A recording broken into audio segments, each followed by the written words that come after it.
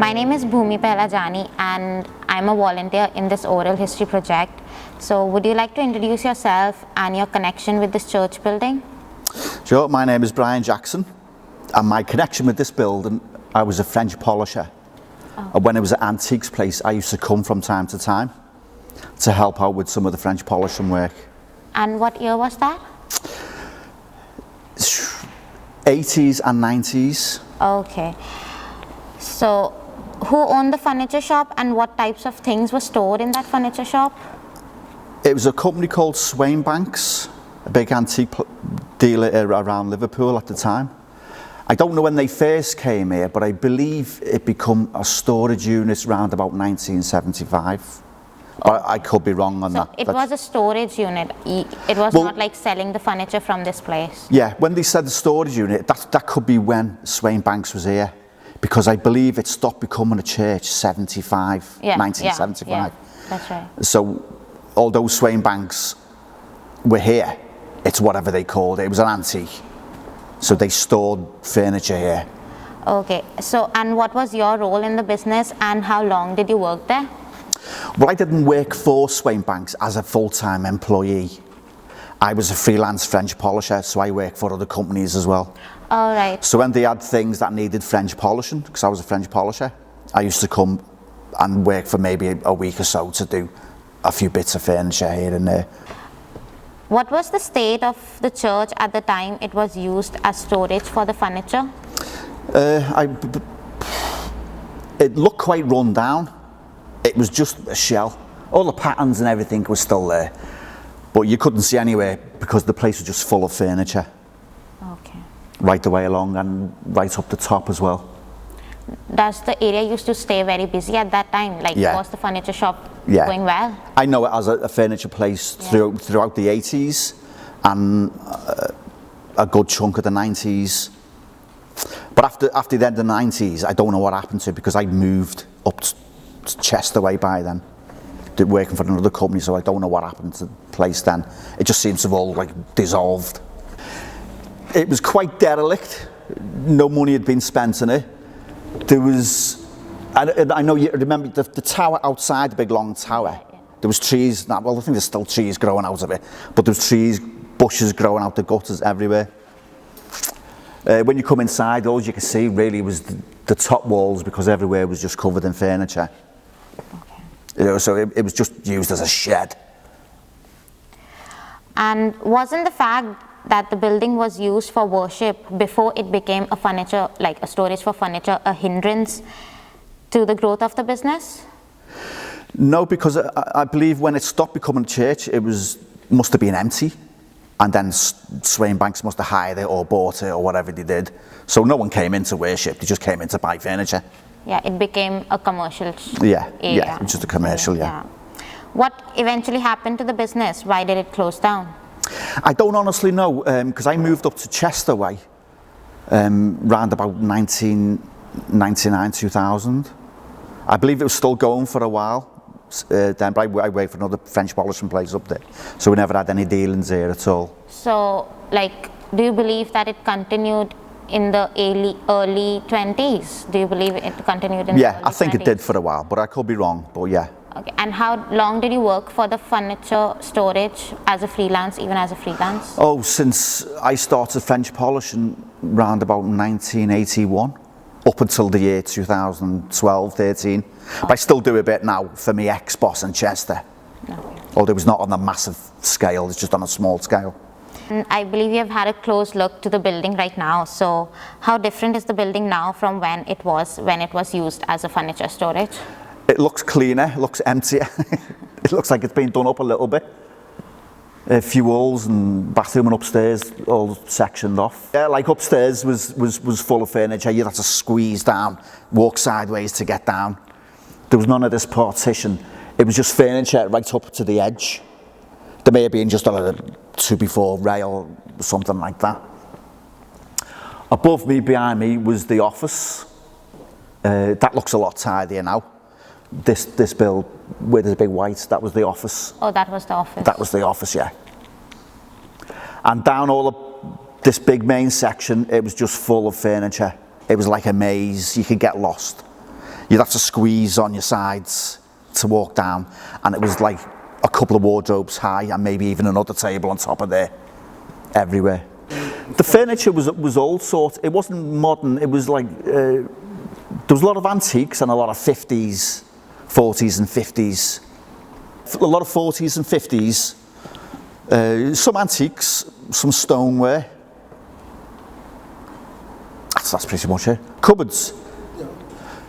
Only if it was antique looking or a 40s or 20s style. Very early Victorian. Victorian kind of furniture. Yeah.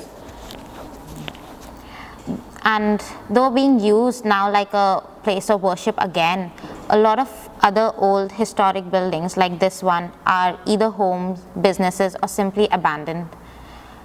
Why is religion playing a less vital role in people's life? Do you believe that religion has taken a back seat? Yeah, I think it's a combination of a lot of stuff. People haven't got the time. People are more worried about getting extra work, getting extra jobs, and no time for the church. I find it's more the elderly generation that keep up those old traditions. And you believe that it's because that people want to earn money and have got more work and no time for the church? Is that I think that's a factor. That's one of the factors. Yeah. I mean, me myself, I'm not a church goer, but I love old churches. But I don't go to church. But I respect the church because I like all the old architecture. Yeah, why don't you go to church? I'm not really religious. I'm supposed to be a Protestant, but I've never really bothered. I think religion causes a lot of war throughout history. A lot of wars are caused by history, by religion.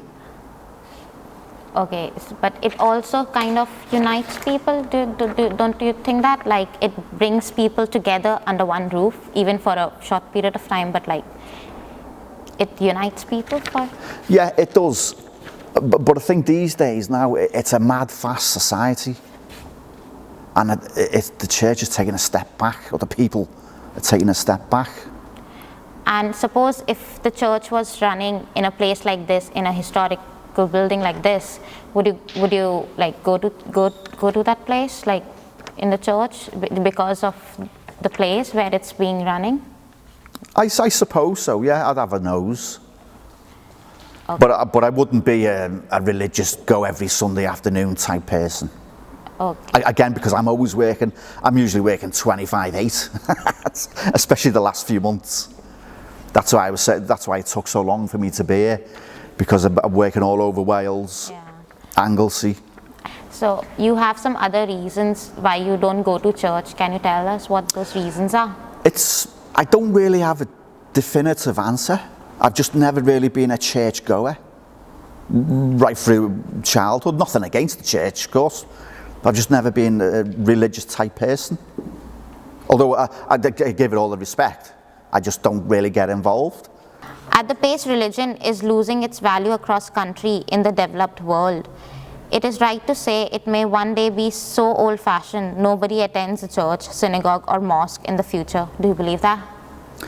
No, because from what I see on the news, mosques are up and coming. There's more people seem to attend mosques than churches, from what I can see. I could be wrong, because mosques seem to be quite popular. Seems to be one popping up everywhere.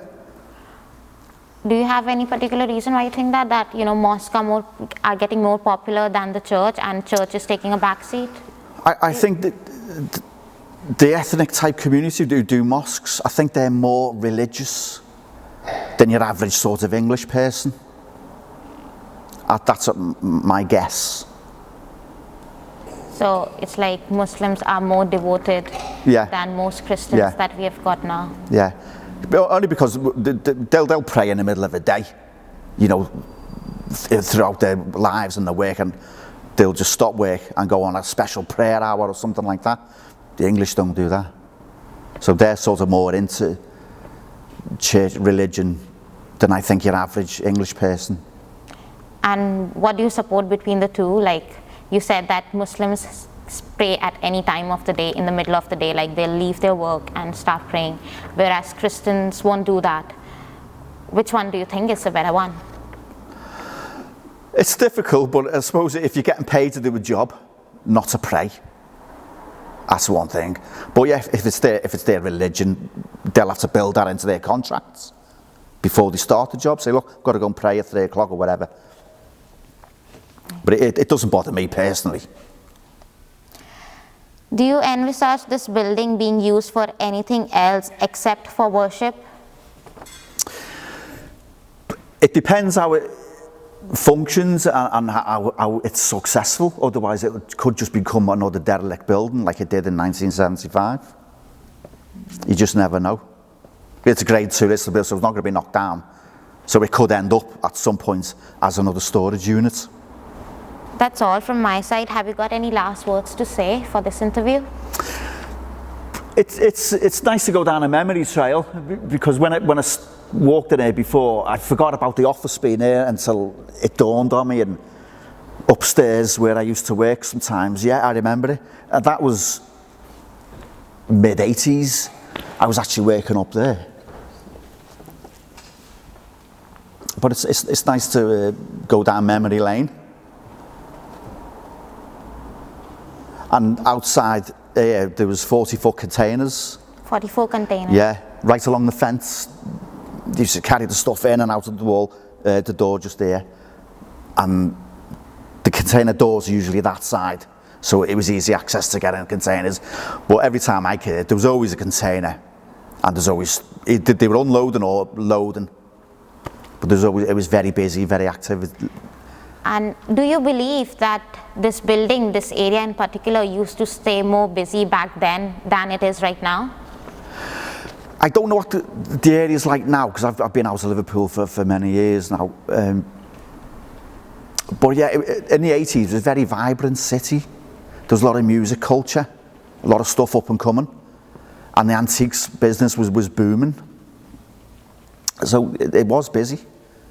There was loads of antique places up on the docks as well. I used to do round Tubrook, Bridgewater Street in town.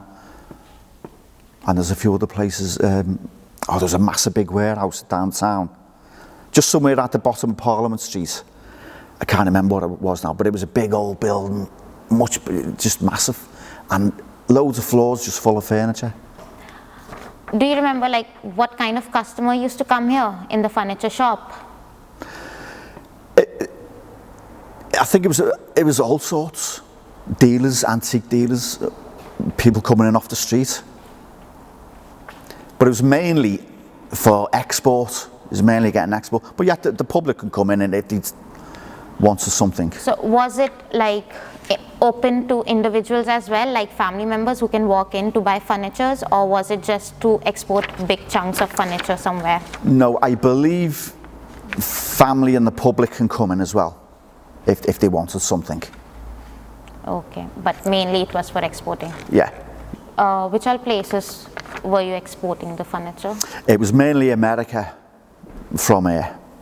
From here to America? Yeah. Used to go to the States. And what was the mode of exportation like? Was it ship or? Yeah, usually always ship. Because of easy access? Yeah. Because of the docks?